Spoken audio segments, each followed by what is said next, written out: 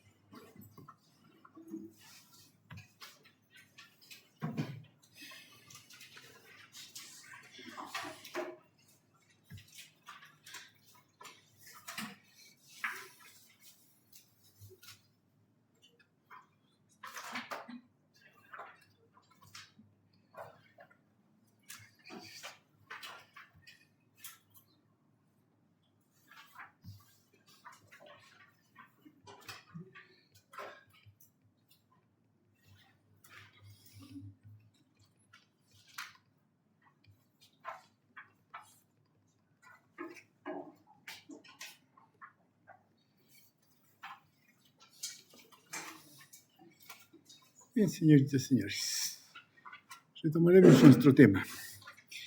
Veamos ahora lo que son las inmunoglobulinas.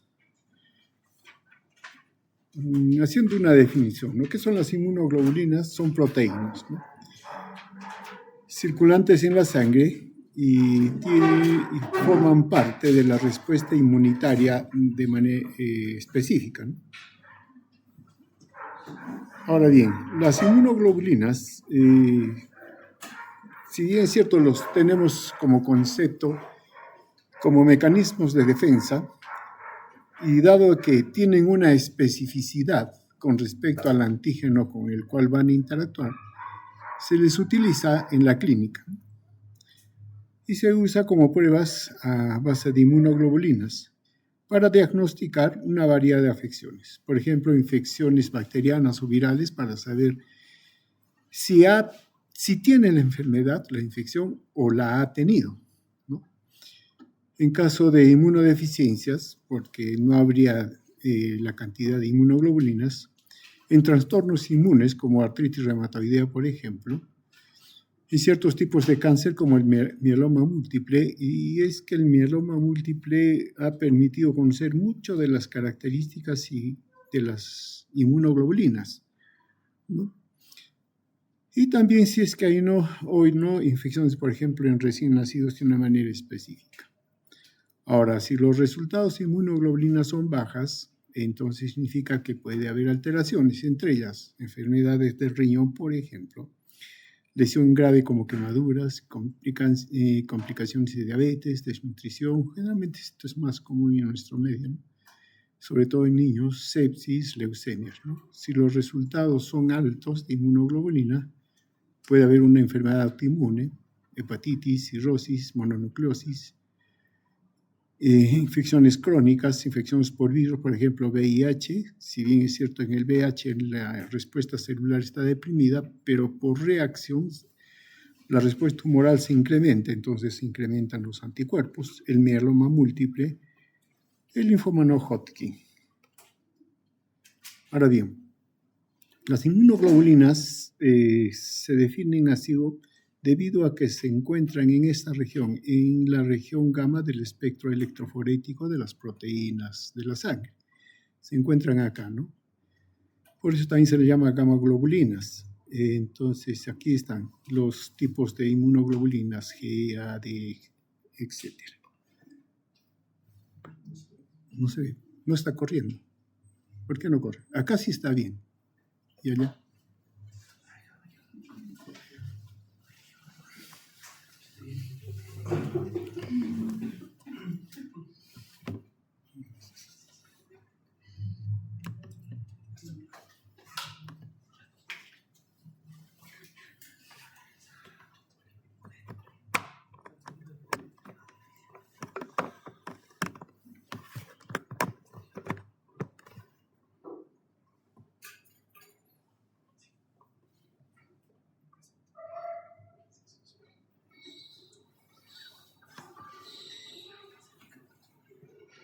Mm,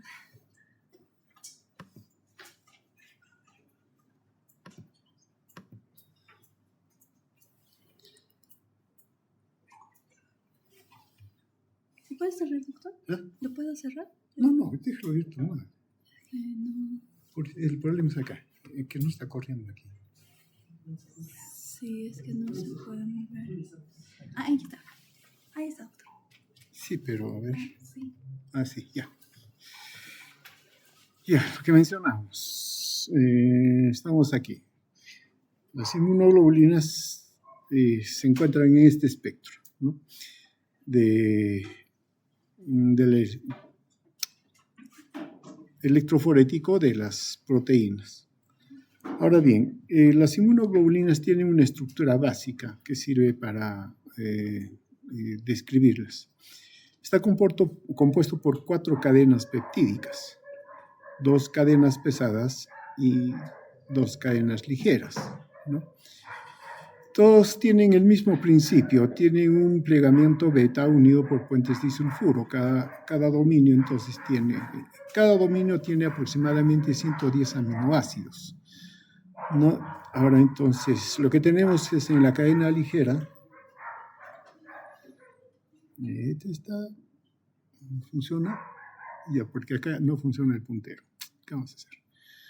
Ya, decíamos, la cadena ligera está formada por 2 dominios, uno ligero y uno ligero variable y otro ligero constante.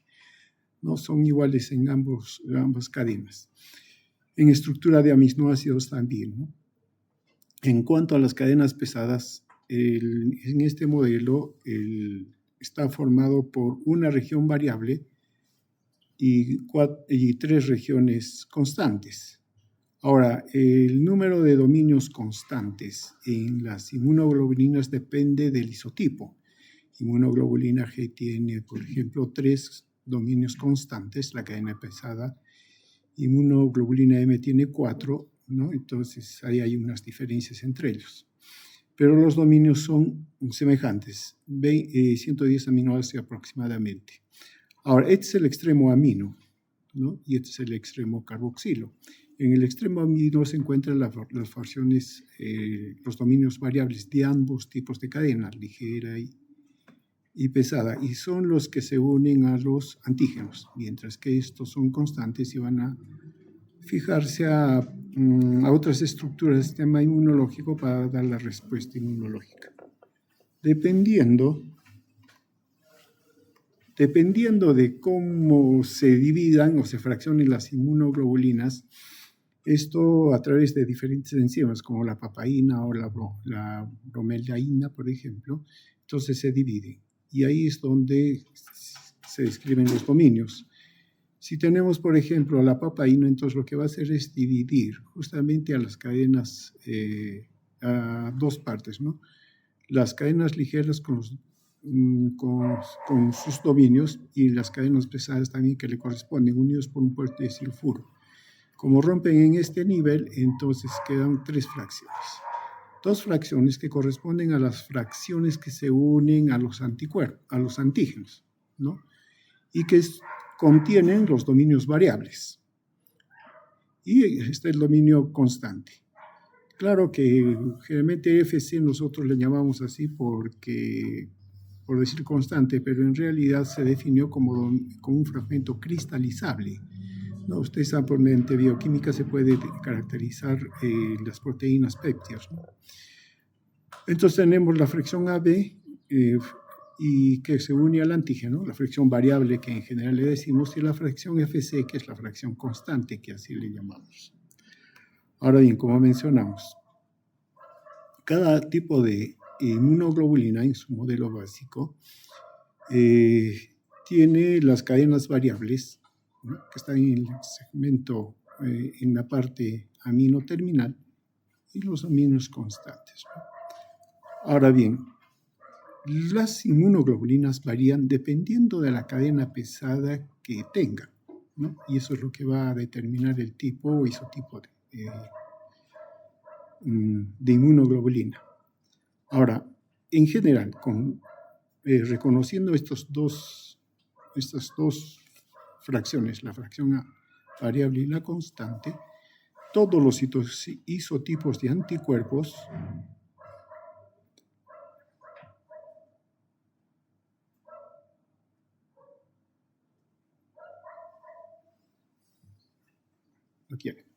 todos los isotipos de anticuerpo permiten que las inmunoglobulinas que tengan dos funciones. Reconocer y unirse al antígeno, y eso define especificidad, porque cada anticuerpo se une de una manera específica a su propio antígeno. Y la segunda función es que promueve la activación de los mecanismos efectores, ¿no?, para eliminar el inmunocomplejo. Entonces, si tenemos acá que la inmunoglobulina se une al antígeno, entonces tenemos el complejo antígeno-anticuerpo. Listo, primera función. Muchas, por ejemplo, de los antígenos, que sobre todo son toxinas, al unirse el anticuerpo neutraliza la toxina, deja de tener efecto. No, listo, pero hay que eliminarla, hay que deshacerla. Entonces, los mecanismos efectores van a depender de la fracción constante. Entonces, la activación de los mecanismos efectores depende de la fracción Fc, ¿no? Y es la segunda función que tienen las inmunoglobulinas, activación de las funciones efectoras del sistema inmunológico. Como mencionamos, hay 5 tipos o isotipos de inmunoglobulinas. Se dice isotipo porque se entiende que comparamos las inmunoglobulinas que están en referencia a un tipo de antígeno específico. Teóricamente, un antígeno puede desarrollar o inducir la formación de 9 isotipos de inmunoglobulina. Pero claro, en la práctica no es así. Generalmente 2 a lo máximo, hasta 3 podría ser, pero generalmente solamente llegan a 2, nada más. No, pero puede haber variaciones, pero puede haber hasta 9 isotipos de inmunoglobulinas. Ahora bien, cada una de esos isotipos de inmunoglobulinas tiene unas características que los definen con respecto al antígeno. Ahora bien, si hablamos de las inmunoglobulinas o clases de inmunoglobulinas, ¿no?, entonces están clasificados, como mencionamos, dependiendo de las cadenas pesadas. Y hay 5 tipos de cadenas pesadas. Las gamma, que entonces dan lugar a las inmunoglobulinas G, las cadenas mu, que dan lugar a la inmunoglobulina M, las cadenas, ¿estas qué cosas son? Delta, serían delta, que dan lugar a las inmunoglobulinas D, las cadenas alfa, que dan lugar a las inmunoglobulinas A, y las cadenas epsilon, que dan lugar a las cadenas o las inmunoglobulinas C. Entonces, dependiendo de la cadena pasada, tenemos el tipo de o la clase de inmunoglobulina. Ahora, las cadenas ligeras son solo de 2 tipos, kappa o lambda. Ahora, una inmunoglobulina, sus 2 cadenas ligeras, o son kappa o son lambda, no hay mixtos. Bien, vendría a ser entonces la estructura de una inmunoglobulina, en su unidad estructural, ¿no? Las 2 cadenas pesadas, acá estamos hablando de una inmunoglobulina G con sus 3 dominios constantes, unidos las cadenas pesadas por puentes disulfuro. Cada cadena pesada está unida a una cadena ligera en la fracción aminoterminal, y en ambas cadenas acá se encuentran los dominios variables. La pregunta es, ¿el dominio variable de la cadena pesada es exactamente igual al dominio variable de la cadena ligera? Aquí los autores no se ponen de acuerdo, pero se entienden que la combinación de los 2 dominios variables, uno de la cadena ligera y otro de la pesada, determinan la unión al antígeno. Si dijimos que cada antígeno tenía de manera específica para que se une el anticuerpo, ¿qué tenía? Porque no todo el antígeno resultaba siendo el reconocido por el anticuerpo, sino había una parte en específico. el epítope, ¿no? Ahora bien, la inmunoglobulina, si bien es cierto en la región variable, también es la que reconoce, pero no toda la región variable. Hay una parte, el parátope. Entonces, en realidad se unen el epítope y el parátope. El epítope es la parte del antígeno que se conoce, y el parátope es la región variable o la parte variable que une al epítope, ¿no? Listo. Entonces, la pregunta es, ¿no?, si ambas tienen la misma. Para algunos sí, para algunos no, la discusión está ahí. Y es que hay ciertas consideraciones que después las vamos a mencionar, que hay que tomarlas en cuenta. Listo, pero en fin, tienen. Ahora, otro aspecto importante. Esta región permite que la región A variable de la inmunoglobulina no sea rígida. O sea, y van a describir, ¿no? Las inmunoglobulinas pueden tener la forma de una Y, listo, de acuerdo, pero también pueden tener una forma de T, si es que estos dominios se abren y juegan para adecuarse al antígeno, ¿no?, para identificarlo. Como mencionamos, la región variable es la porción amino terminal. Tiene una amplia variación de secuencias aminoácidicas en la que encaja con el antígeno. El epítope es el sitio del antígeno que reacciona con la inmunoglobulina, y en la inmunoglobulina lo que tiene es el parátope, que es el área específicamente que une al epítope del antígeno. La región constante es la porción carboxilo terminal, muestra una secuencia invariable, acá no varía, no interviene en el reconocimiento específico del antígeno, pero sí interviene, por ejemplo, en la fijación del complemento, y entonces con eso estamos ya mencionando que es uno de los mecanismos efectores que son activados. Va a estar también la fagocitosis y todo lo demás, ¿no? Y también permite, por ejemplo, en algunos tipos de anticuerpo poder, digamos, dirigirse. La inmunoglobulina A, por ejemplo, es transportada desde el lado, digamos, donde se produce el intersticio, hasta el lado de la luz intestinal a través de un transportador. Y eso es fijado mediante una región de la parte constante. Bien, entonces, lo que mencionamos, ¿no?, el parátope y el epítope de esta manera específica, donde se interrelaciona el antígeno y el anticuerpo. Acá está el epítope y acá está el parátope o parátopo. Las cadenas ligeras, como mencionamos, están definidos por 220 aminoácidos. ¿Por qué 220 aminoácidos? Porque uno es de la cadena ligera y el otro es de la cadena pesada, ¿no? Por eso. Pero al final cada dominio es más o menos 110. Y como mencionamos, existen solo dos tipos de cadenas ligeras, kappa o lambda, ¿no? Ahora, de las cadenas lambda existen hasta 4 subtipos. Los dominios constante y variables poseen también la secuencia 110. Un anticuerpo puede tener 2 cadenas kappa o 2 cadenas ligeras, pero no variables, ¿no? Ahora, como mencionaba, se ha conocido, se describe mucho de las inmunoglobulinas porque se dispuso de inmunoglobulinas. ¿Y quién nos las proporcionó? El mieloma múltiple, que es un tipo de cáncer de células plasmáticas que producen cantidad de anticuerpos. Entonces, eso ha podido hacer los estudios, ¿no? Entonces, el mieloma, ¿no?, que es un cáncer, a ver si ahora se anima o no se anima. No quiere. El mieloma es un cáncer de las células plasmáticas, ¿no?, de la médula. Ahora, la función de las células plasmáticas es producir anticuerpos. Ahora, cuando el mieloma afecta a múltiples lugares del cuerpo, se denomina mieloma múltiple. Afecta a varios, pero es un solo tipo de anticuerpo, ¿no? Después lo aclaramos. Ahora bien, claro, esto es un problema de patología llamada gamapatías monoclonales. ¿Por qué? Porque en el mieloma múltiple que le da a una persona en particular, se produce la activación de un clon de células plasmáticas. Y ese clon de células plasmáticas solo produce un solo tipo de anticuerpo. No produce varios, solo uno, ¿no? Listo, entonces por eso es monoclonal. Si produjera varios, sería policlonal, ¿no?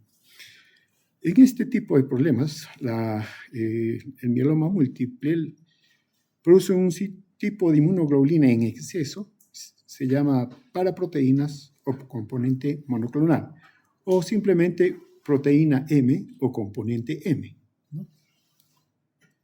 Son inmunoglobulinas G o inmunoglobulinas A, pero no tienen función. ¿Por qué? Porque no han reconocido ningún antígeno, ¿no? Son cadenas, ahora, puede suceder de que produzcan en cantidad cadenas ligeras, y eso se conoce proteínas de Benson-Jones, que sí sirve de diagnóstico, por ejemplo, porque son eliminados mediante la orina y se detectan allí, ¿no? Ahora bien, el exceso de cadenas ligeras entonces pasa a la sangre periférica y luego es eliminado por la orina. Ahora, claro, para el mieloma múltiple esto sirve de diagnóstico, ¿no? Pero como mencionamos, no sirve también para caracterizar los anticuerpos. Si comparamos, ¿no? La cadena kappa, lambda, coeficiente de proporción y vemos si esto está correcto, entonces nos permite diagnóstico. Si kappa o lambda o el coeficiente kappa lambda es normal, la ausencia de gamapatía monoclonal, o sea, no hay mieloma múltiple. Kappa está aumentado, lambda está aumentado y el coeficiente kappa está normal, o sea, la relación, hay una disfunción renal, hiperproducción de cadenas ligeras policlonadas, ¿no? Gamapatía biclonal de diferentes tipos de cadenas ligeras. Acá hay una alteración. Kappa aumentado, lambda normal. Claro, aquí entonces la relación está anormal. Confirma el diagnóstico de gamapatía monoclonal. Todo está aumentado, kappa y lambda, y anormal la proporción, gamapatía monoclonal con disfunción renal. Y bueno, si hay kappa y lambda bajos, el coeficiente es bajo, hay mielosupresión. En cuanto a las cadenas pesadas, como dijimos, más bien secuencias de 440 aminoácidos, ¿no? Ahora bien, como dijimos, las cadenas pesadas varían dependiendo del dominio. Si es gamma, por ejemplo, en gamma es peso molecular de 50, el isotipo de inmunoglobulina es G. Mu es mucho mayor, inmunoglobulina M, alfa es mucho mayor, inmunoglobulina A, delta, inmunoglobulina D y épsilon, inmunoglobulina. Ahora bien, en algunas características como velocidad de sedimentación, síntesis, tiempo de vida media. Lo que nos interesa es esto.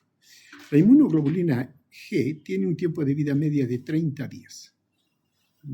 Ahora, claro, hasta ahora estamos hablando que las inmunoglobulinas son proteínas, pero tienen carbohidrato en la parte constante, unido, y que forma parte también de los mecanismos de reconocimiento para los mecanismos efectores. No es que esté por gusto ahí, pero generalmente no hablamos de eso, ¿no? Pero sí. Inclusive sirve para identificar los diferentes tipos de inmunoglobulinas según especie. Juegan ahí, hay ciertos papeles de identificación también. En realidad, entonces, las inmunoglobulinas son glucoproteínas, hablando en estricto, ¿no? La inmunoglobulina A, su peso molecular es poco mayor, su tiempo de vida medio es 8 días, porcentaje de carbohidratos 10, todos tienen carbohidratos. Inmunoglobulina M, su tiempo de vida media es de 10 días. La inmunoglobulina D, su tiempo de vida media es 0.4, o sea, casi, no es que no viva más tiempo, pero solo es una parte, ¿no? Porque la mayoría está fijada a la membrana celular, sea del eosinófilo o del basófilo. La inmunoglobulina D, es más bien receptora. Es parte del BCR, por eso se encuentra en muy poca cantidad también. Ahora bien, ¿a qué se debe la diversidad de las inmunoglobulinas? Se debe a múltiples factores, entre ellos la variabilidad de las cadenas ligeras y pesadas existentes. Ahora, claro, hasta ahora estamos mencionando que hay región variable, región constante, pero la región variable está determinada por segmentos, conocimientos como V, D y J, ¿no? Ahora bien, cada uno de ellos hay varios tipos de segmentos, ¿no? Y también, ese es uno, y eso hace entonces que la región variable sea más variable. Por la multiplicidad de formas de combinación, tanto de cadenas pesadas como ligeras. Aquí está donde lo que mencionábamos, ¿no? Si la cadena pesada y la cadena ligera tuvieran la misma combinación de segmentos VDJ, entonces serían iguales, pero no son iguales estos segmentos, y ahí viene.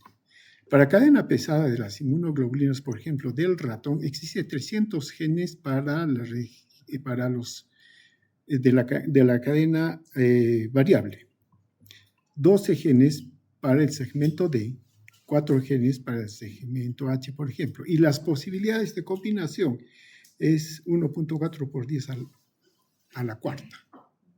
Eso es altísimo, ¿no? Ahora bien, ahora se añade las provenientes de las cadenas ligeras. Esto sería en la cadena pesada, esa variación.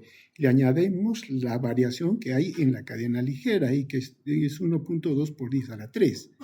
Ahora combinen 1.4 por 10 a la cuarta multiplicado por 1.2 por 10 a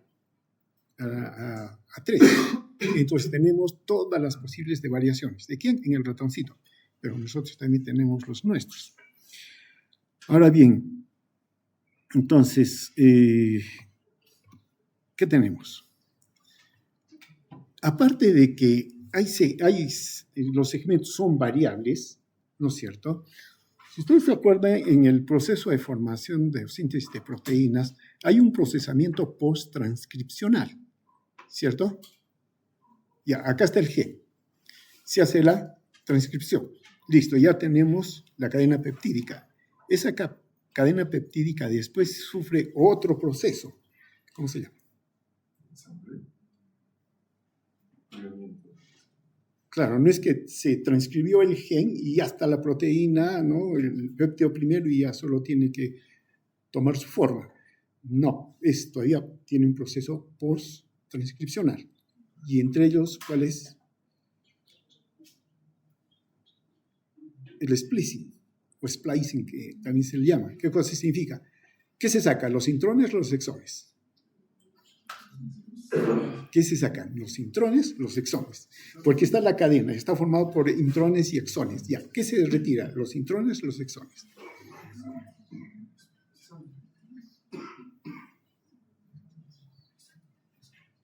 Yo hace tiempo llevé bioquímica, genética, ni qué decir. Ya me olvidé, pero yo sí sé que se saca algo. Ya, se saca eso. ¿Listo? Ahora bien, y eso significa cortes específicos en esa cadena. Puede haber modificaciones que lo corte o más allá o más acá. Entonces, la proteína resultante del péptido tiene unos aminoácidos más, unos aminoácidos menos, a pesar que sea en general el mismo, pero tiene más. ¿Eso cómo le llamamos? Hipermutaciones, que no dependen del gen, sino por el procesamiento. O sea, la naturaleza no es tan exacta, ¿no? Y entonces tiene esas ligeras variaciones. Entonces, la precisión de las uniones de los segmentos V, D y J, eso se debe posiblemente a desequilibrios de unión entre los intrones y exones correspondientes. Ahora bien, la diversidad que ya dijimos que existía en la región variable, porque hay segmentos VDJ en la cadena pesada, ¿no? Y como van a cortarse en diferentes lugares, eso añade más diversidad todavía, ¿no? Y entonces aparecen mutaciones puntuales en los genes responsables primero de una determinada cadena de inmunoglobulina. Eso se le llama hipermutaciones somáticas. Ahora, se encontró cadenas que obtenías del mismo mieloma, y hace un momento dijimos que el mieloma solo da lugar a un solo tipo de anticuerpos. Por lo tanto, significa que la variación, combinaciones de segmentos VDJ es la misma en todos, ¿cierto? Claro, porque estamos diciendo que es un anticuerpo para un solo tipo de antígeno, que no sabemos cuál es, pero es igual. Pero resulta que cuando hicieron bien el estudio, no, había variaciones. Entonces dicen, ¿no? Debido a estas malas hipermutaciones somáticas, en estos anticuerpos, pues, estos anticuerpos poseían secuencias de aminoácidos ligeramente diferentes, ¿no? Que son codificadas por el mismo gen. Vamos a ver. Este tipo de mutaciones somáticas son de gran importancia, obviamente, para el aumento de la afinidad del anticuerpo al antígeno. Claro, si ya el anticuerpo fijó al antígeno y en sucesivos encuentros se van a seguir juntando, pero cada vez están uniéndose, ¿no? En cada encuentro. Claro, no es que haya una mente que está haciendo eso, no, sino simplemente como el anticuerpo que estamos mencionando, cada vez que sale hay una variación y otra variación, ¿quién va a quedar? El que mejor se adecue. Ese va a quedar, el otro va a ser eliminado. Conclusión, ¿qué está haciendo el anticuerpo? Se está afinando. Y cada vez más se afina con el antígeno. Ese es aumento de afinidad. Aquellos que hicieron una afinación, pero que no resultó buena, eliminados. Y solo quedó el bueno. Y así se van quedando los anticuerpos que tienen mayor afinidad al antígeno. Claro, este tipo de mutaciones son de importancia para el aumento de la afinidad del anticuerpo al antígeno. Entonces, conforme se produce con el tiempo la respuesta de inmunoglobulinas, esta no solo incrementa el número de moléculas producidas, porque claro, ya se estimula el sistema, más células B, más células plasmáticas, más anticuerpos, ¿no? Pero también va aumentando la afinidad. Aquí tenemos los genes. De las cadenas pesadas se encuentran en el cromosoma 14. Están los genes V, ¿no? V2, 3. De los segmentos V de cadena pesada, ¿dónde tenemos? Acá está la cadena pesada. Segmentos V, 50 tipos. Acá van a encontrar variaciones también según los autores, ¿no? 50, 40, etc. Pero son varios. Miren, 40 genes que determinan el segmento V de la inmunoglobulina en su región variable de su cadena pesada. Sí. De las D, acá tenemos D. ¿Cuántas tenemos? 30. Para las J, 6. Estamos hablando de los segmentos que definen la región variable de la cadena pesada. ¿Cuántas combinaciones podemos tener? Diversidad potencial, acá nos ponen 9.000.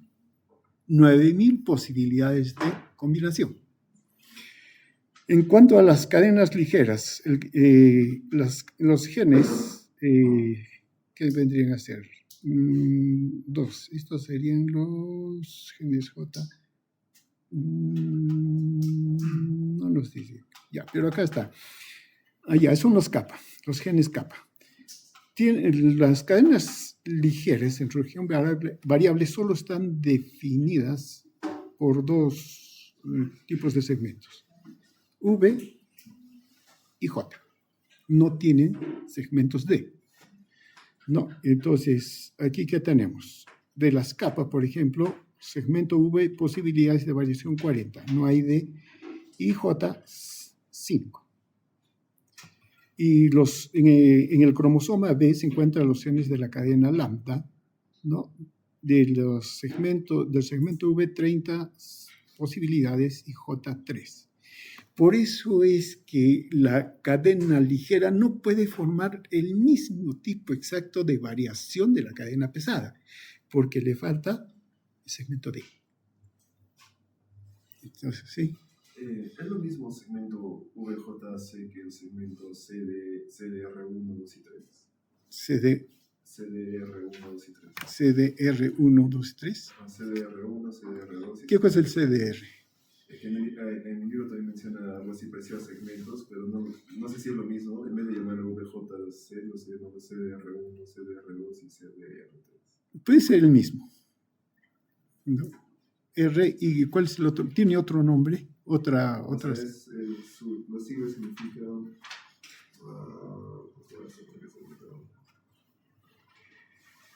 se llaman regiones determinantes de la complementariedad. Eso es el significado de los siglos. Por la R. Bórrelo el R y queda igualito. Bueno, gracias. Ya, entonces, miren, por eso decía, aquí la cadena ligera de un anticuerpo en su parátope no es exactamente igual que el parátope de la cadena pesada. ¿Por qué? Porque no tiene este segmento. Pero deben calzar al antígeno, ¿no? Si no, cada cadena estaría reconociendo diferente epítope. Ahora bien, en cuanto a la síntesis, ¿no? Si tenemos, por ejemplo, para la cadena ligera, acá están las regiones V, los segmentos V, o regiones, tal vez le llaman regiones también, ¿no? V, y acá tenemos J, ¿no? Entonces, están ahí todos los genes. Y entonces lo que van a hacer es cortar, y lo que se va a dar lugar, primero, la recombinación. Eso hay que aclarar bien primero. La cadena de los genes que definen la cadena ligera o pesada en sus dominios variables y constantes también, finalmente son DNA que determina una proteína, ¿no es cierto? Todo está ahí. Ahora bien, en esa parte del DNA están todas las posibles variaciones, tanto de las cadenas ligeras como de las cadenas pesadas y sus variaciones y segmentos, todas están ahí. ¿Listo? Muy bien. Cuando hay la diferenciación celular, y esto vale también para todo tipo de células que hacen diferenciación celular, van perdiendo segmentos del DNA. Los van perdiendo. ¿Por qué? Porque solamente se van quedando con genes que les corresponden para su función. Las demás, como no las van a utilizar, las pierden. Y ahí es donde las células se diferencian. Ahora bien, si hablamos entonces del caso de las células plasmáticas, en su diferenciación van perdiendo también esos otros genes que no los van a utilizar para la formación de anticuerpos.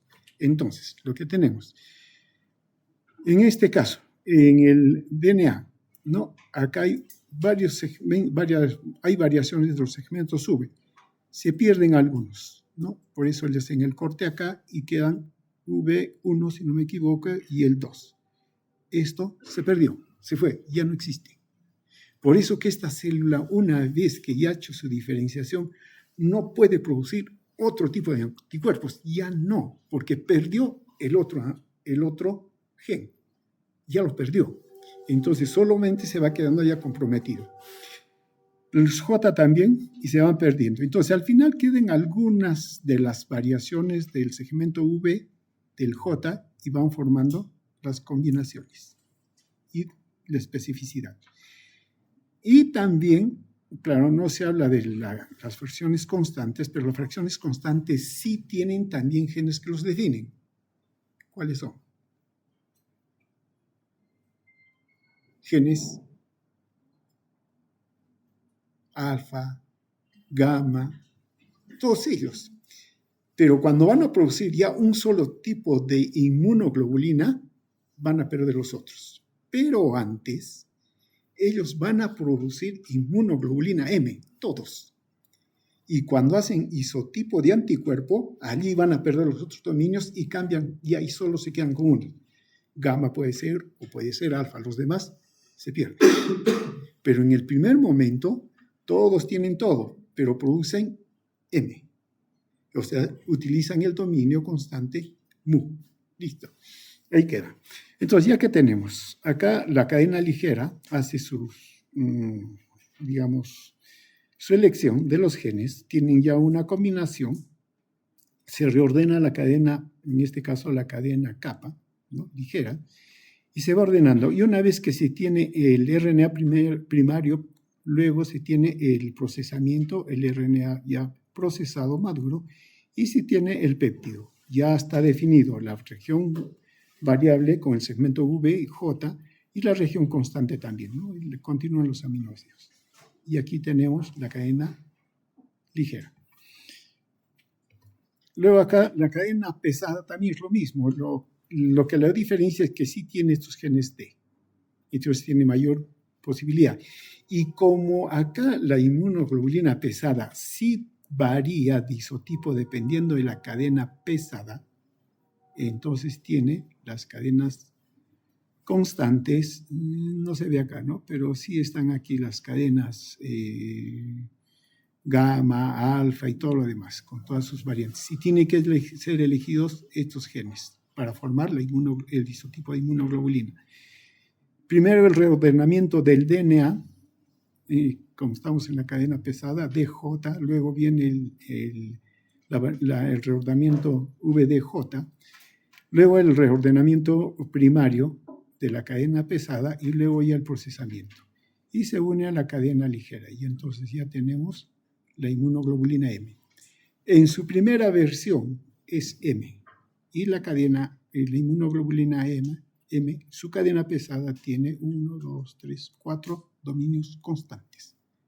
La G tiene 3, hasta esos dominios variados. Bueno, esto es lo mismo, ¿no? Acá están las cadenas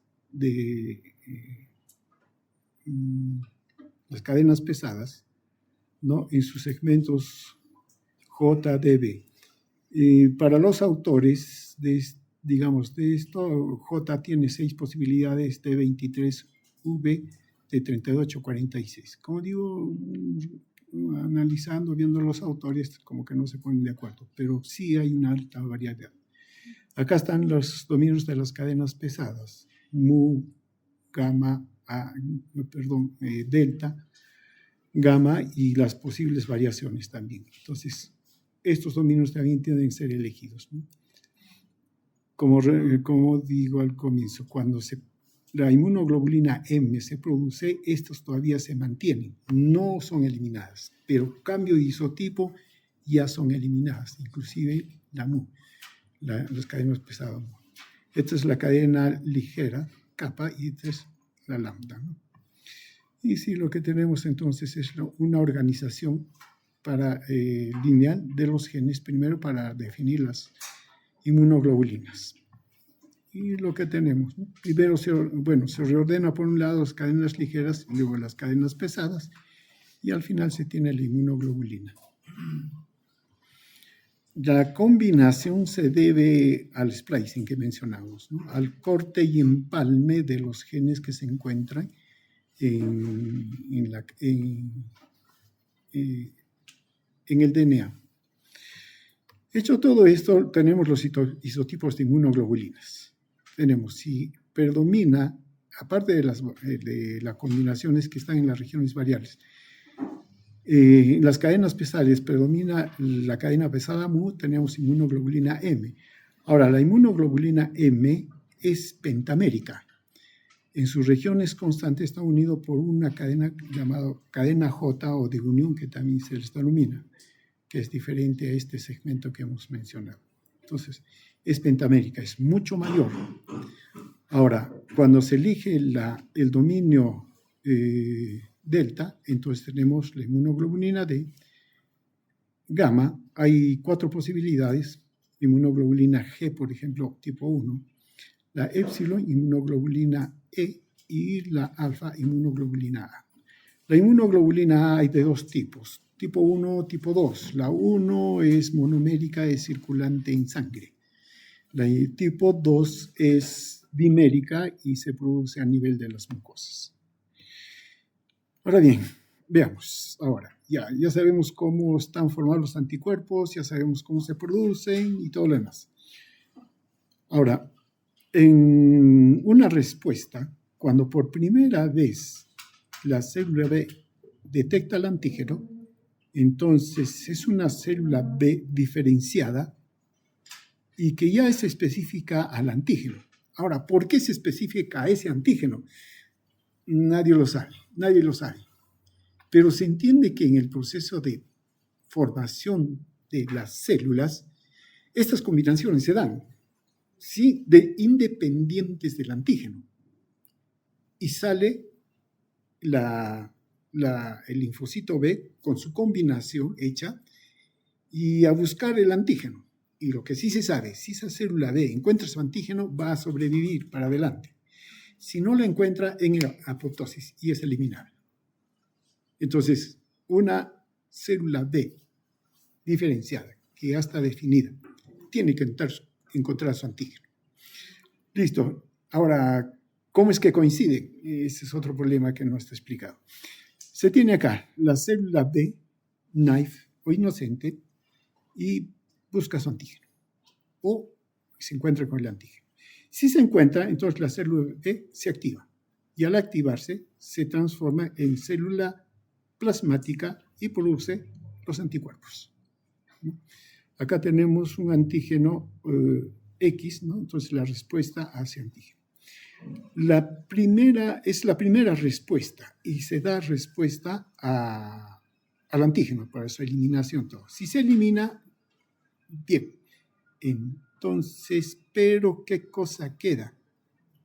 La célula B, memoria. Ella reconoció, ¿no?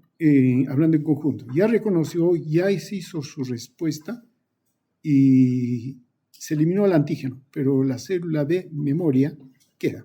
¿Eso qué significa? Que cuando un linfocito B es activado, una parte se divide o se diferencia a célula plasmática, que son las que van a formar todos los anticuerpos. Hay otra parte que se va a diferenciar a linfocito B, memoria, que no se convierte en célula plasmática, pero queda. Y esa es esa célula. En un segundo encuentro con el antígeno X, entonces la célula memoria es la que va a reconocer al antígeno. Entonces, y esa célula B memoria es mucho más rápida en su respuesta. Y lo que va a hacer es una respuesta mucho mayor y más rápida, ¿no? Y entonces, ¿qué se activa? La célula B se transforma en célula plasmática, pero también hay otra que se va a diferenciar a D. Eliminado por segunda vez el antígeno, siempre queda una célula B memoria, siempre. Pero ¿cuál es la diferencia? Es que en la primera se encontró con el antígeno, ¿no? Ya estaba diferenciado el tipo de anticuerpo, todo. Pero acá en la segunda fase va a afinar su encuentro del anticuerpo con el antígeno. Lo va a afinar, aumento de afinidad. Y por lo tanto, en cada encuentro que va teniendo, va quedando una célula B memoria. Pero esa célula B memoria es cada vez más eficaz en el reconocimiento del antígeno. Tiene mayor afinidad que la primera. Veamos, miren, acá nos presentan dos casos. Esta es la cantidad de anticuerpos que se produce en una respuesta inmunitaria y acá el tiempo. Veamos, acá dijimos que es la primera vez que encuentra la célula B al antígeno. Entonces da su primera respuesta, ¿no? Al detectar el antígeno y produce los anticuerpos. Demora varios días, en promedio 7 días, ¿no? Hasta que es eliminado, más o menos 5 días en que se aumenta la mayor cantidad de inmunoglobulina C. Esto es en respuesta primaria. El tipo de anticuerpo que produce generalmente es M, inmunoglobulina M. Y listo. Ahora bien, si entra el mismo antígeno, activa la célula de memoria, pero dijimos que la respuesta es mucho mayor y más rápida, ¿no? Pero aquí ya no produce inmunoglobulina M, sino cambia de isotipo a inmunoglobulina G, por ejemplo. La respuesta secundaria, ¿no? Y es mucho más rápido. Entonces, si hablamos de un antígeno, en este caso, de este antígeno Mejor, vamos acá. Tenemos un antígeno que nos los ponen en rojito. Acá nos ponen en... Ya, bueno. La respuesta primaria, inmunoglobulina M, es la primera que sale. Luego es eliminada y después, según la respuesta secundaria, la inmunoglobulina G es la que aumenta rápidamente, ¿no? Pero ya no es M, es G. Esto sucede cuando el antígeno es timo dependiente. ¿Por qué se dice timo dependiente? Por el linfocito T. Ahora, tenemos el caso del otro antígeno a timo independiente que produce inmunoglobulina M también en su primer encuentro, respuesta primaria, y en la respuesta secundaria también produce inmunoglobulina M. No cambia de isotipo. ¿Quién es el culpable?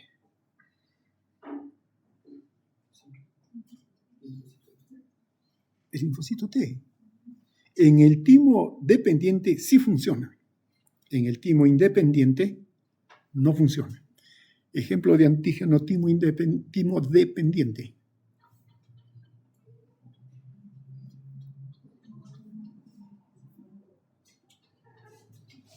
Anticuerpos. Antígenos tipo proteína, péptidos. Timo independientes. Carbohidratos, lípidos, hasta DNA, ¿no? Simple. Entonces, eso, cuando uno dice cuando hay, por ejemplo, una respuesta a inmunoglobulina G, ya entonces uno está deduciendo el tipo de antígeno en el cual se está enfrentando, ¿no? Ahora bien, entonces, la respuesta primera y la secundaria son diferentes y tienen ciertas características. En cuanto al componente de la respuesta primaria, la célula B, ¿quién responde? La célula B, claro, acá la llaman no reactiva porque recién apareció. ¿Cómo se llama este linfocito B? Linfocito naive, el inocente, el que recién salió. En la respuesta secundaria, ¿quién reacciona? ¿Quién responde? El linfocito B, memoria. El tiempo de respuesta en la primaria es 5 a 10 días, en la secundaria es 1 a 5 días.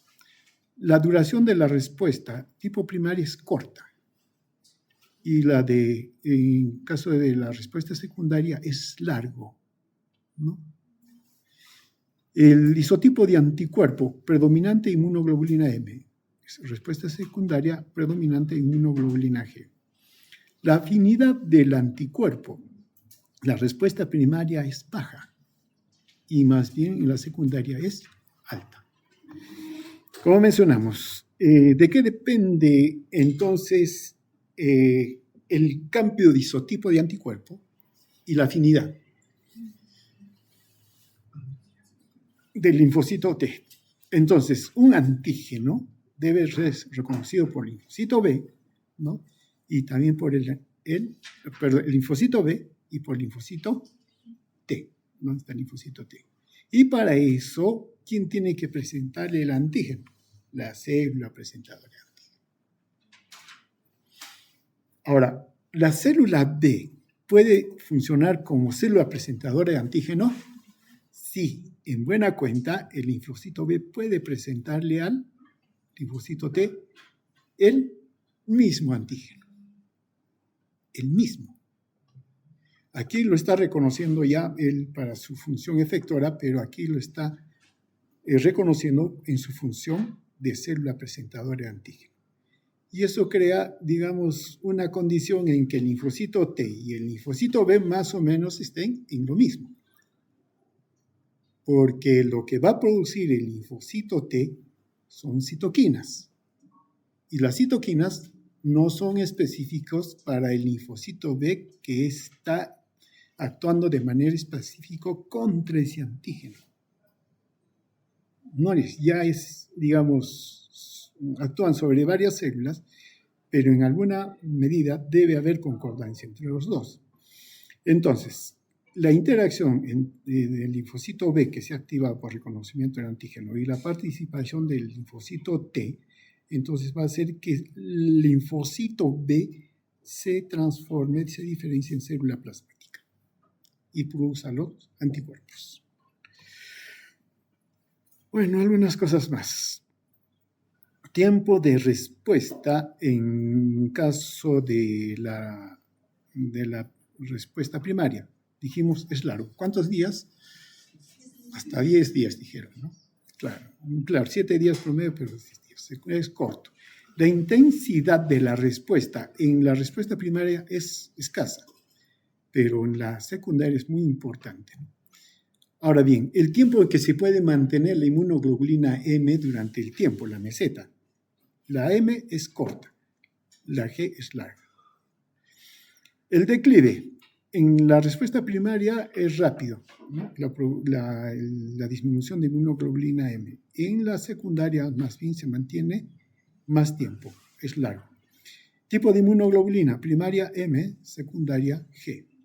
La afinidad baja en la primaria, alta en la secundaria, debido a mutación de afinidad por hipermutación somática, ¿no? Y selección posterior. Ahora, las diferencias de la respuesta inmune secundaria frente al antígeno timo T dependiente y T independiente. Respuesta secundaria de memoria. En el T independiente no hay memoria. En el dependiente sí hay memoria.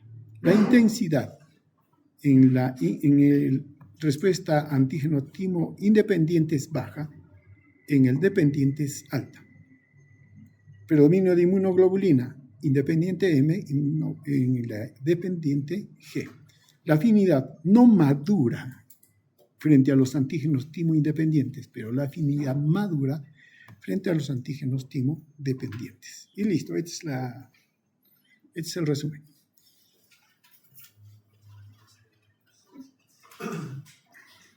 Y nos ponen dos tipos, ¿no? Miren, concentración de anticuerpos semanas. Aquí tenemos, ¿qué colores? Y ya, acá tenemos el amarillo y este es verde, ¿no es cierto? Sí. Miren, una respuesta primaria, una respuesta secundaria. Y más bien es la inmunoglobulina M, respuesta primaria y respuesta secundaria.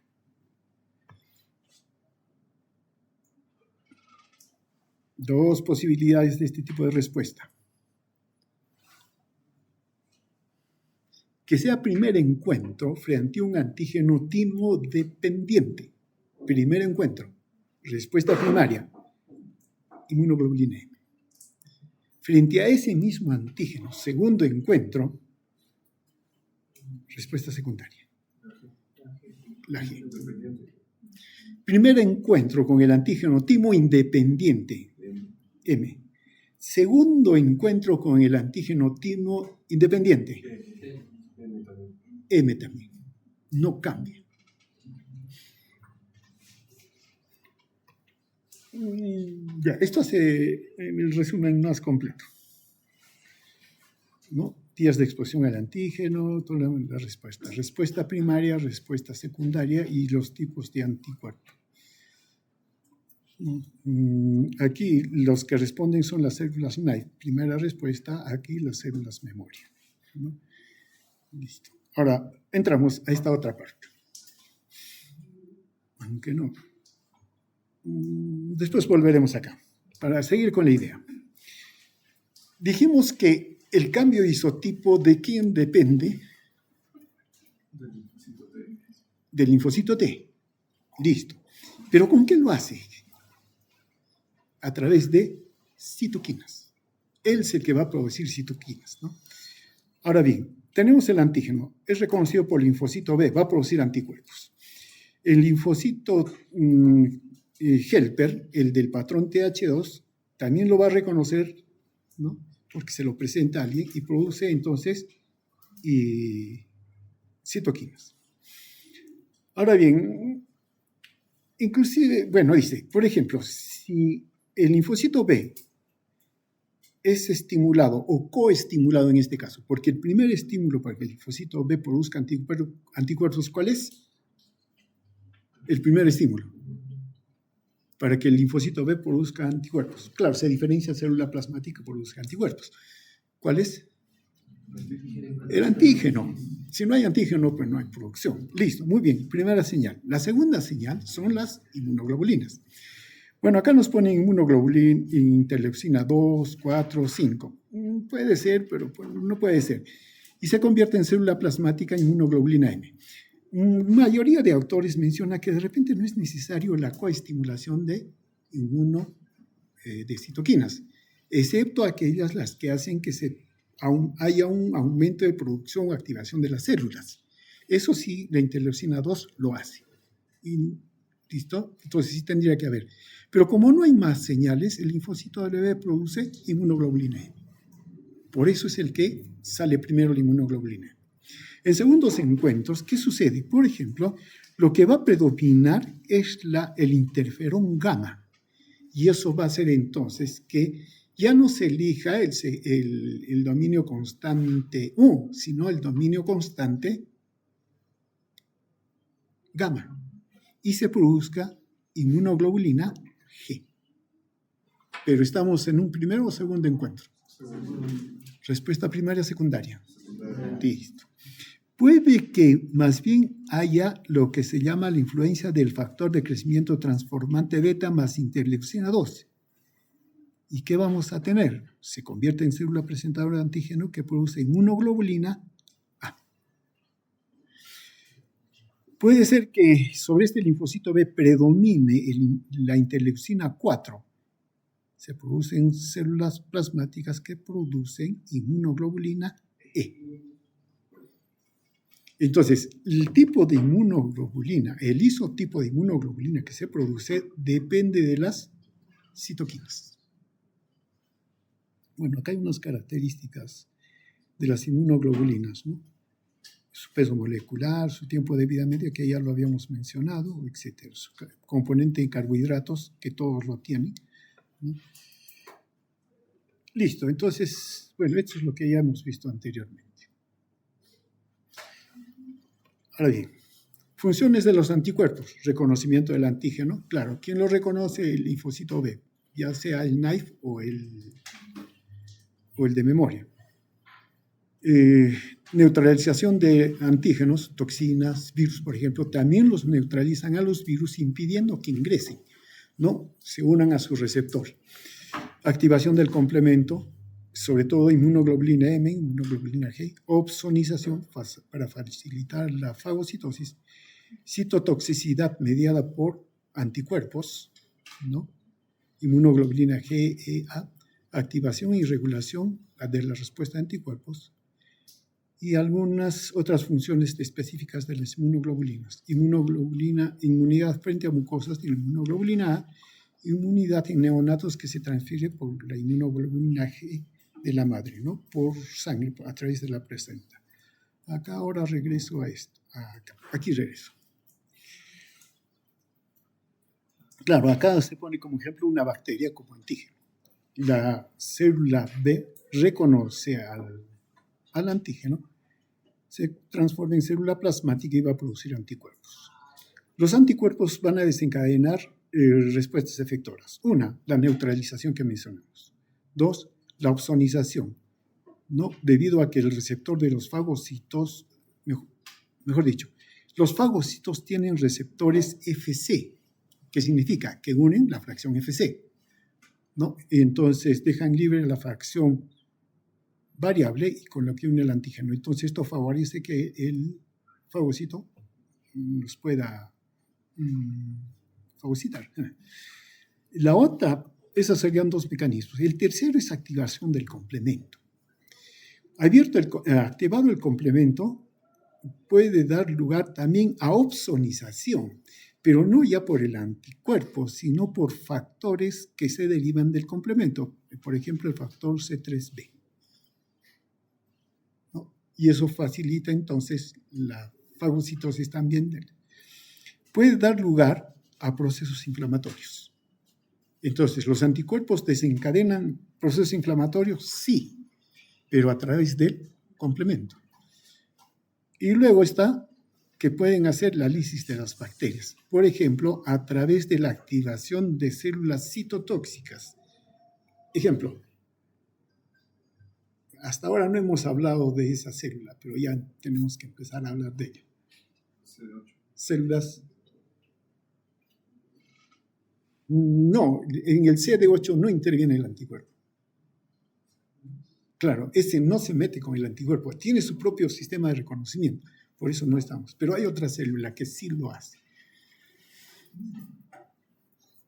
Célula asesina. La célula natural killer. Entonces, estos son los mecanismos que se desencadenan por los anticuerpos, ya sean directos o indirectos, ¿no? Y acá tenemos, aquí ya la célula presentadora de antígeno, la liberación de las citoquinas, y son las que van a dar lugar a la producción del isotipo de anticuerpo, ¿no? El interferón gamma también, claro, permite el cambio de isotipo. ¿A qué tipo de inmunoglobulina? Interferón gamma G, claro, por eso le han puesto gamma, ¿no? Listo, para que uno se acuerde. Ya, pero el interferón gamma, acordémonos, ¿qué cosa hace? Activa macrófago. Y si lo activa, el macrófago hace fagocitosis, con mayor avidez y todo lo demás. El factor de necrosis tumoral desencadena inflamación.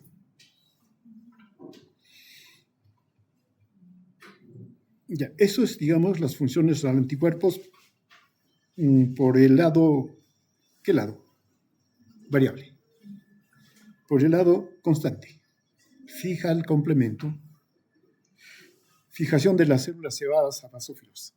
Las inmunoglobulinas E se fijan a estas células, pero porque estas células tienen receptores para la reacción Fc. Y hay dos tipos. De alta afinidad, que generalmente lo tienen los eosinófilos, y los de baja afinidad, receptores estamos hablando, que los tienen los basófilos. Pero al final los basófilos también fijan, ¿no? ¿Qué más hace la fracción? ¿Qué induce el fragmento Fc? Adherencia a los complejos antígeno-anticuerpo al macrófago, claro, para que sean eliminados. Sirven de pieza de transporte. En buena cuenta, el transportador debe fijar al anticuerpo para poderlo llevar. ¿Dónde lo fija? A través del fragmento Fc de la inmunoglobulina A. Formación de polímeros mediante piezas o cadenas J. La inmunoglobulina M, que dijimos es pentamérica. ¿Quién lo une? Lo une esta cadena J, ¿no? Pero en sus fracciones o extremos Fc. Y de la inmunoglobulina A, que puede ser dimérica y que también es unida de esa manera, ¿no? Bueno, aquí tenemos algunas características de estas células. Inmunoglobulina G, la más abundante, 75% presente en sangre. También está en linfa e intestinos. Tiene estructura monoménica, ¿no? Y activa frente a virus, bacterias, estimulando fagocitosis. Neutraliza toxinas, desencadenando el sistema de complemento, por ejemplo, ¿no? Y sí son las únicas que pasan a la placenta. La pregunta al final de esto es, ¿por qué solo la inmunoglobulina G pasa al feto? ¿Por qué no las otras? La inmunoglobulina A, aproximadamente 15% de todos los anticuerpos, pero la forma monomérica es la que circula en sangre. La dimérica, esa no circula, sino está en mucosas, ¿no? Pasa para allá. Y está en secreciones como saliva, lágrimas, etc., ¿no? La inmunoglobulina, que es del 5 al 10% de todos los anticuerpos, ¿no? Es pentamérica y es el primero en ser producido. Se encuentra en sangre y en linfa. Causa la aglutinación de microorganismos, todo. Sale de la sangre no sale. ¿Por qué? Porque es demasiado grande, ¿no? Por su estructura. La D es menos del 1% de los anticuerpos presentes, ¿no? Pues es monomérica, se encuentra en sangre y en linfa. Se encuentra presente en la membrana de los linfocitos B, donde actúan como receptor. Hasta el momento estamos diciendo el linfocito B tiene receptor, BCR. Ahora, ¿de qué está hecho? De inmunoglobulinas. ¿Listo? De inmunoglobulina M monomérica y de inmunoglobulina D. La inmunoglobulina D, su función prácticamente es ahí, solo como parte del receptor, y es indicativo de que la célula linfocito B está maduro. Mientras el linfocito B solo tiene como receptor inmunoglobulina M monomérica, todavía está inmaduro. Es un marcador. Y la inmunoglobulina E, que en menos de 1/10 de porcentaje, ¿no?, presente en los organismos, es monomérica y se encuentra en los mastocitos, basófilos y también en los eosinófilos, en la membrana. Bueno, es lo que mencionábamos anteriormente, ¿no? El antígeno y sus respuestas efectoras que produce el anticuerpo, sea de manera directa e indirecta. Ahora, en caso de la respuesta 1, primaria, ¿qué cosa hacen los anticuerpos? Neutralización, opsonización y activación de complemento. Eso es lo que hace.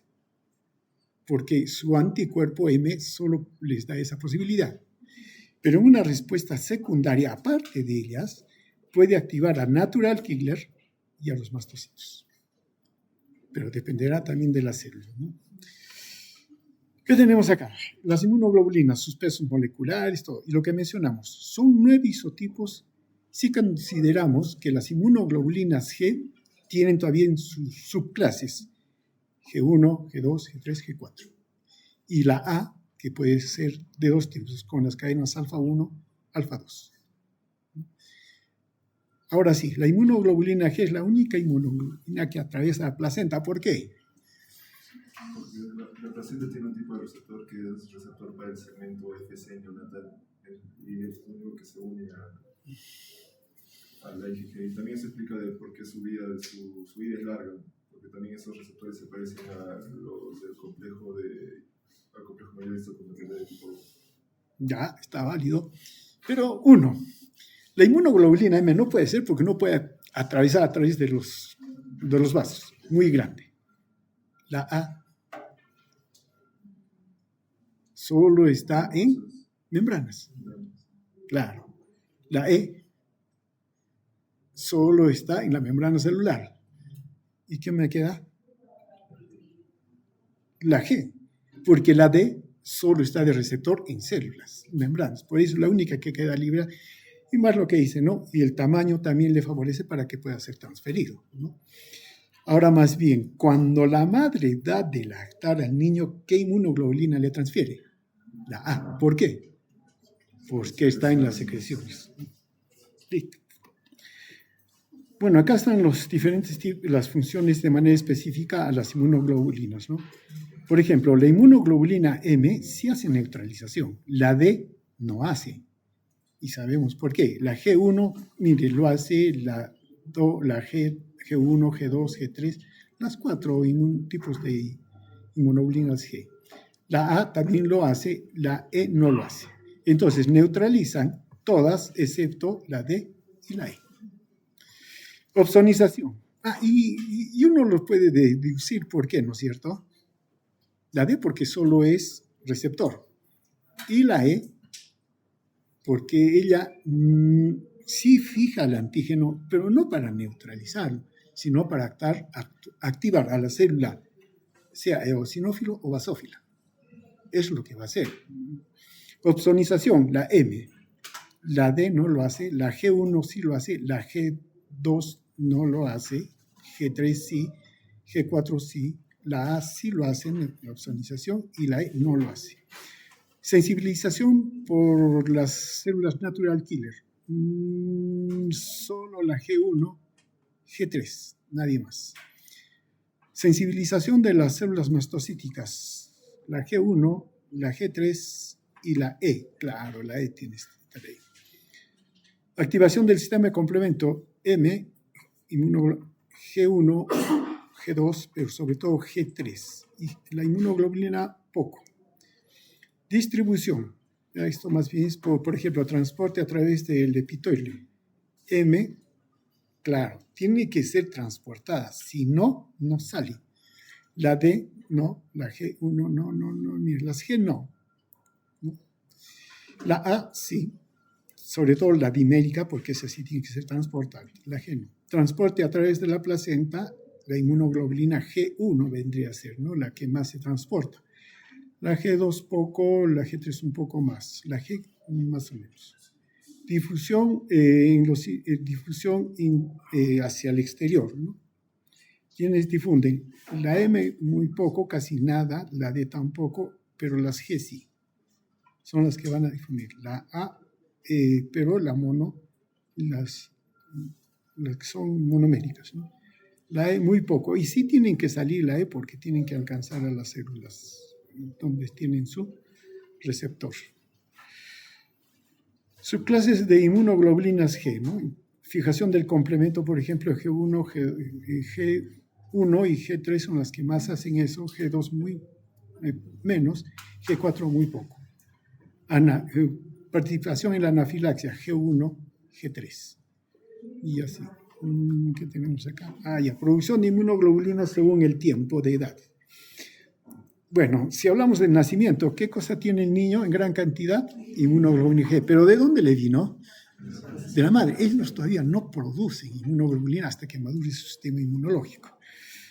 Acá, ¿qué tenemos? Ya pasando los años. ¿Quiénes los que más aumentan rápidamente las inmunoglobulinas C? ¿No? Luego las G, las inmunoglobulinas que son más específicas. Acá está el transporte. Acá están los receptores. Receptores de inmunoglobulinas. Receptores, por ejemplo, tipo 1 de la inmunoglobulina G. Receptores tipo 2, tipo 3. Receptores tipo 1 de las inmunoglobulinas E. Este es de baja afinidad, este es de alta afinidad. No, este es de alta afinidad, perdón, y este es de baja afinidad. Y aquí están. Y la afinidad que tienen, ¿no? Las estructuras, su distribución celular y su función. Como esto está en los textos, no hay mucho problema. Funciones de los distintos tipos de inmunoglobulinas mediadas por el receptor FC, ¿no? Neutralización, obstinación, citotoxicidad, degranulación de mastocitos, activación de complementos. Tienen sus, ¿qué se llama? Sus especificidades. Y para terminar, ¿esto qué cosa es? Una cadena pesada y una cadena ligera. Ya, esto es isotipo. ¿A qué se denomina isotipo?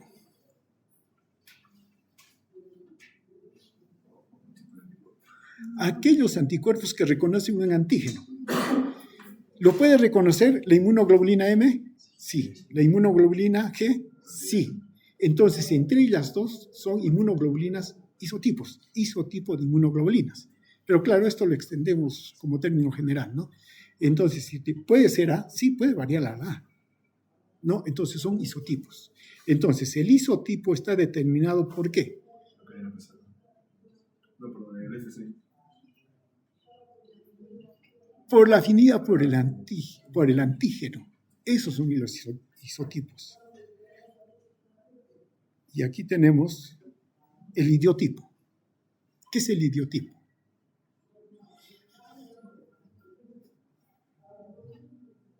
¿Qué resulta? Que en la región variable dijimos que había variación, ¿no? En los segmentos y todo ese tipo. Segmentos de VDJ, ¿no? Que varían y todo lo demás. Listo. ¿Y después qué cosa más hay? Hipermutación, aumento de afinidad. Tanto es la modificación que se hace que al final resulta una proteína diferente.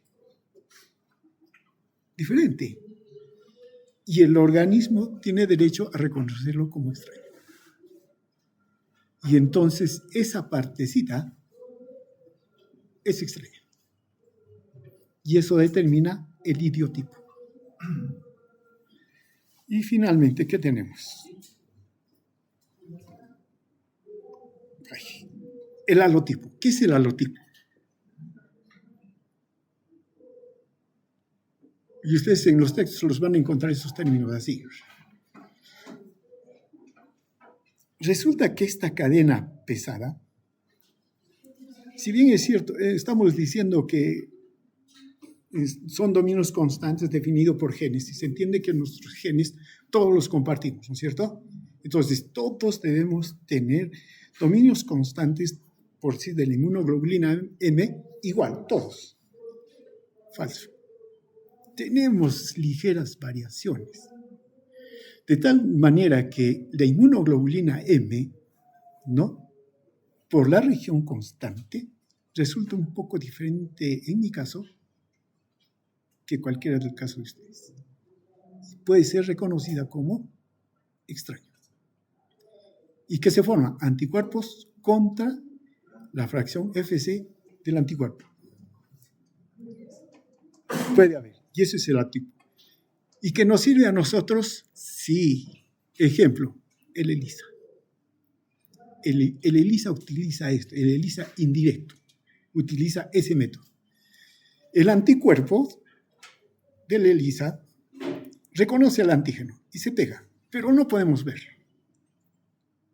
Pero creamos un anticuerpo fijado a una molécula fluorescente que reconozca a la fracción FC y lo reconoce. Y como ya tiene el fluorescente, lo podemos ver. Claro, que también hay el ELISA directo, en este caso es la disponibilidad de un anticuerpo que directamente reconoce al antígeno, pero que se tiene ya unido a una partícula fluorescente. Entonces, claro, lo reconoce directamente, ¿no? Pero en el otro caso, necesitamos un anticuerpo que fije al anticuerpo y otro anticuerpo para que fije a ese anticuerpo y que esté marcado y que podamos reconocerlo. Esa es la metodología. Pero puede resultar que este anticuerpo sea reconocido por el sistema inmunitario de la otra persona y le cree anticuerpos, ¿no? Y sí, ahí estamos en problemas. Listo, muy bien, hasta aquí llegamos.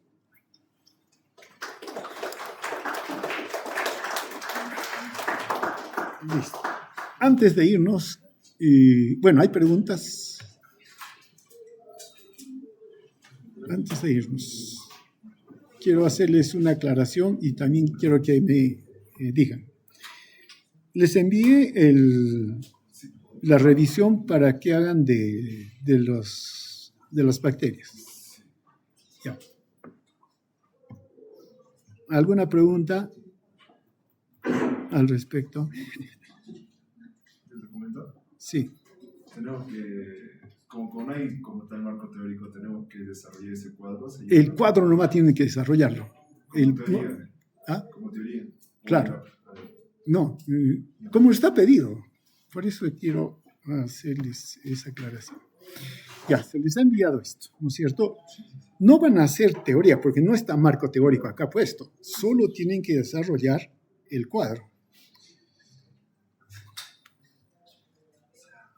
Eso en la práctica. En la práctica vamos a hacer esto. Ya, acá está el cuadro. Claro, lo que queremos es clasificar a las bacterias, primeramente. Ya, la primera clasificación, si son extracelulares o son intracelulares. Listo, ya está. Nos vamos con las extracelulares. Claro, una gran clasificación es que sean gram positivos, gram negativos. Listo. Pero no todas están incluidas ahí. Están los vibriones, los espirilos, las espiroquetas y las bacterias ácido resistentes. Listo, muy bien. Ahora, según la forma, las bacterias gram positivas y gram negativas pueden ser cocos y bacilos. Acá más bien tienen otra forma. No son cocos, no son bacilos, pero tienen otra forma. Tendrán que mencionar. Los espirilos también tienen, las espiroquetas también, las ácidos resistentes también. Claro, acá se pone cocos y bacilos porque esto sí se ajusta bien a estos dos. Listo, muy bien. Entonces, ¿qué van a hacer? Yo puse acá coco. Acá, como son dos, puse bacilo. Listo, muy bien. Tercera condición, metabolismo. Aerobio, anaerobio. Esta bacteria gram positiva, que es un coco, ¿hay de tipo anaerobio? ¿Aerobio? Sí. ¿Hay tipo anaerobio? Sí. Tengo que abrir otra fila. Claro, porque en una va a estar aerobio, anaerobio. Listo, muy bien. Pero ojo, y eso sí, ustedes van a leer, por ejemplo, dice Staphylococcus aureus anaerobio facultativo. ¿Qué significa eso? Ya, pero es facultativo. O sea, bajo ciertas condiciones puede actuar así, pero normalmente es aeróbico. Y tienen que ponerlo así, porque si ustedes me ponen Staphylococcus anaerobio facultativo, no lo considero. Me tienen que poner aeróbico, listo. Pero si resulta que también es facultativo, anaerobio, pondrán al ladito anaerobio facultativo. Tienen que poner las dos. Si solo ponen aerobio, ya yo digo que solo aerobio, no es facultativo, nada. ¿Listo? Listo, muy bien. ¿Encapsulado o no encapsulado? Sí, hay bacterias cocos que se capturan. Entonces, ¿qué significa? Ya aquí tuve que abrir 2 filas. Y para cada fila tendré que abrir ahora otras 2 filas. Claro, y se va haciendo más grande. Ya, formación de esporas. ¿Forma espora o no forma esporas? Sí, forma esporas. Listo. Otras no forman. Vuelvo a abrir otra fila. Y así se está abriendo el cuadro. Y al final, al final de cada fila, ya que me queda una bacteria, ¿qué cosa? Cocobacilo, aeróbico, no encapsulado, no forma esporas, y pongo el nombre de la bacteria, una bacteria como ejemplo. Pero han tenido que hacer primero todas las clasificaciones, la caracterización. Si, por ejemplo, hay una bacteria, bacilos, ya, anaerobio, pero no hay encapsulados, tendrán que poner no hay encapsulados. Listo. ¿Forma espora o no espora? No forma espora, pero lo ponen, no lo dejan en blanco. Si lo dejan en blanco, para mí, no revisaron. ¿Listo? ¿Se consideraría como otra fila, por ejemplo, aerobio, anaerobio, aerobio facultativo, anaerobio facultativo? No, es que vamos a llegar a una sola bacteria, es lo único que podría ser, porque se puede diferenciar, ¿no? Pero no, por eso les estoy pidiendo que, dice, es aerobio, pero puede ser aerobio facultativo y lo pone. Okay. Si es que se pone, si no, se... Sí, no, sí. Claro que se podría hacer eso, ¿no? Pero, bueno, lo consideramos. Ya, lo consideramos si es que lo van a hacer así, pero si no, les pido la otra forma. Ya, pero al final se tiene bacterias acá. Yo no sé cuántas bacterias van a tener aquí. Listo. Muy bien. Las bacterias intracelulares tienen 2 condiciones, ¿no? Las obligadas y las facultativas. Y tendrán también que aplicarles todo este tipo. Si no le corresponde, no le corresponde. Ponen no corresponde y listo. Y listo, ya tenemos la bacteria. Entonces, qué sé yo, pues, acá, Escherichia coli. Listo, ya, Escherichia coli. Ponen acá Escherichia coli. Claro. Forma de daño, directo, indirecto, mixto. ¿Cuándo es directo, cuándo es indirecto? Cuando hay indirectamente las células. Eso es directo. Cuando la propia bacteria es la que causa el daño. Ella es. O puede ser indirecto cuando Una respuesta inmunitaria. Cuando produce toxinas. Acá no hay nada de inmunidad todavía. ¿Eh? Aquí todavía nada, no estamos con inmunidad para nada. La bacteria puede hacer daño por ella misma, por su presencia se multiplica todo. Ya, causa daño. O puede que no, si no lo hace a través de toxinas. Ejemplo, tétanos. Claro, es muy poco lo que invade, pero la toxina es la que nos mata. Entonces, es daño indirecto. Ya, abren entonces, bueno, van a tener que poner si es directo o indirecto. O puede ser mixto también, porque Staphylococcus, Streptococcus son mixtos, hacen de las 2 cosas. Y tendrán que abrir fila para cada uno de ellos. El mecanismo de daño, claro, es directo. ¿Mediante qué? que tiene esa bacteria para que cause daño directamente.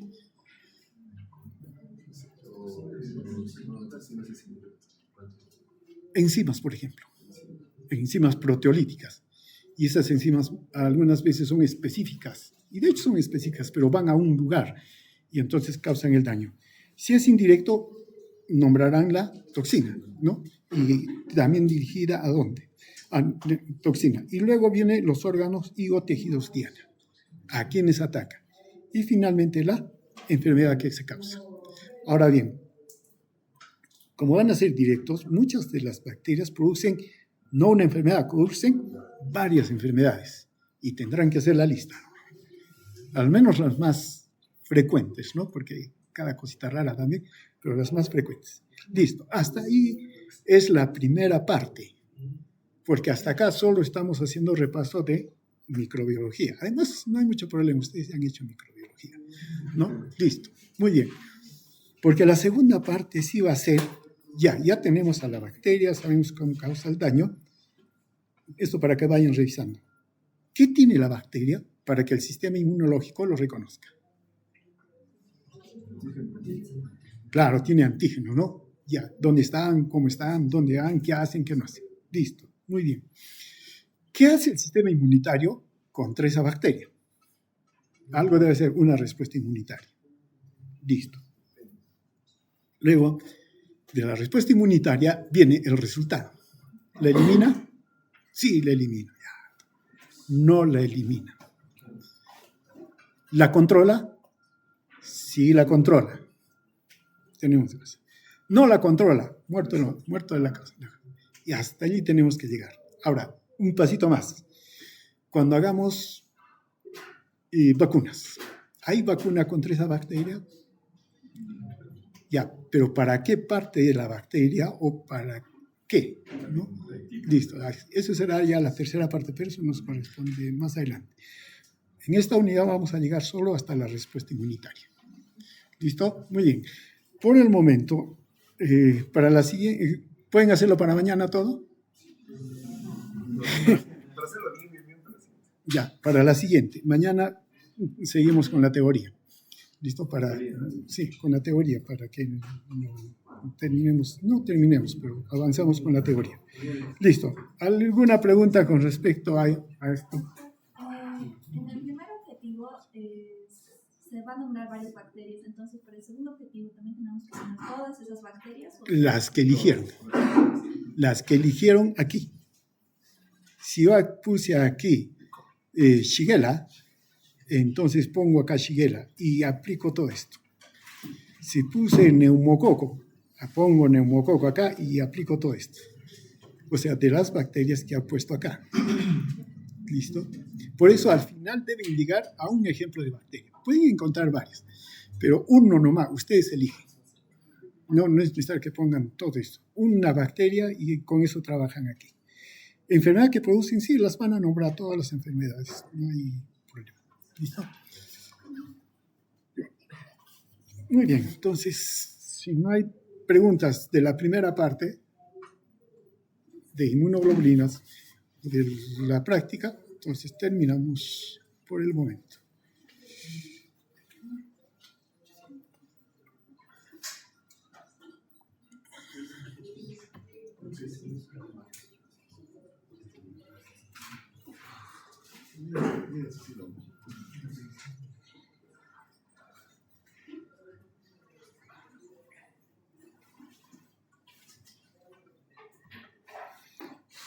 Entonces, hasta acá llegamos por el momento.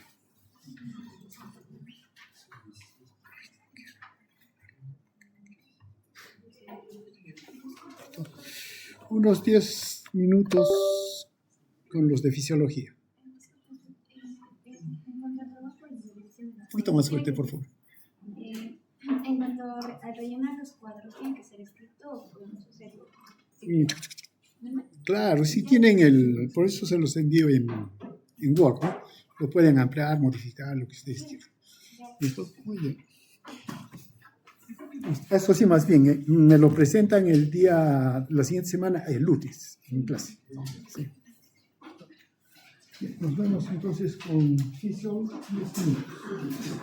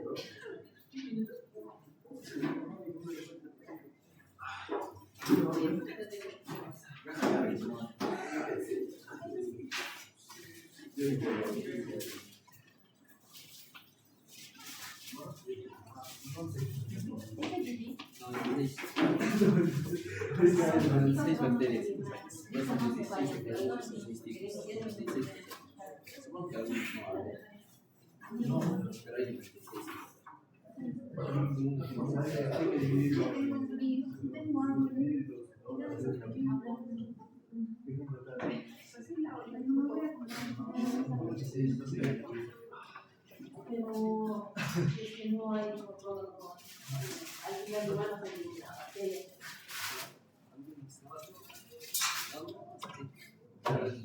Al final, no hay ninguna de estas materias que cumpla con esta ley. No hay. Además, 96 debería haber.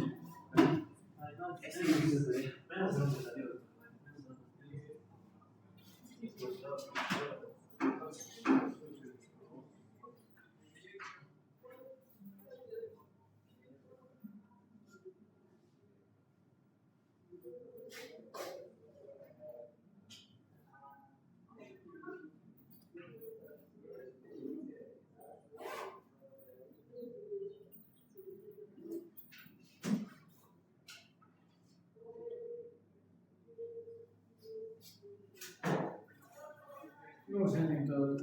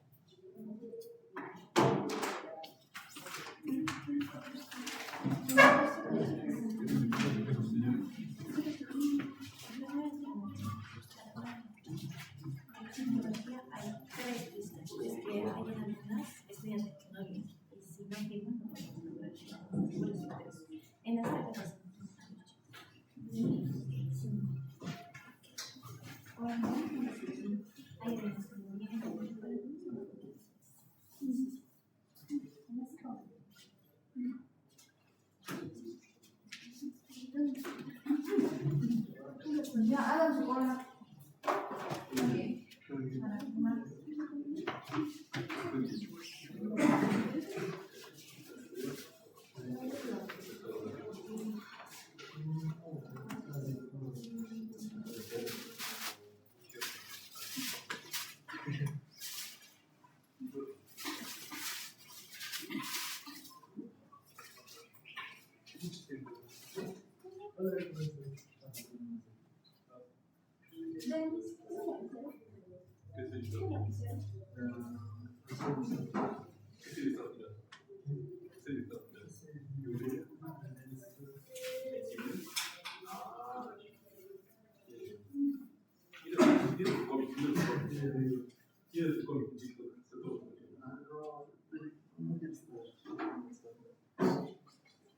No, ya he visto de la película, pero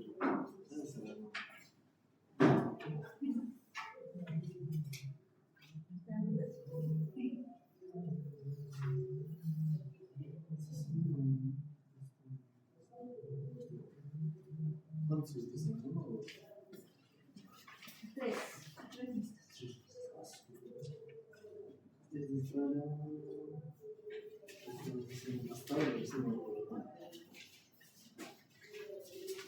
Tres listas.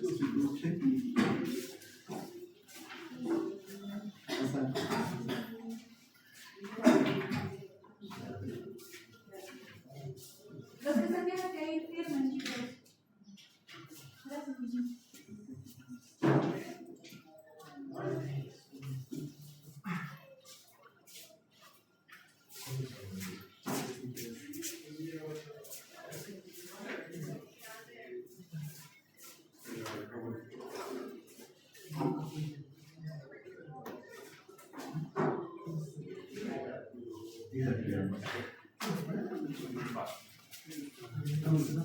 Este video no es para... Si no lo avanza.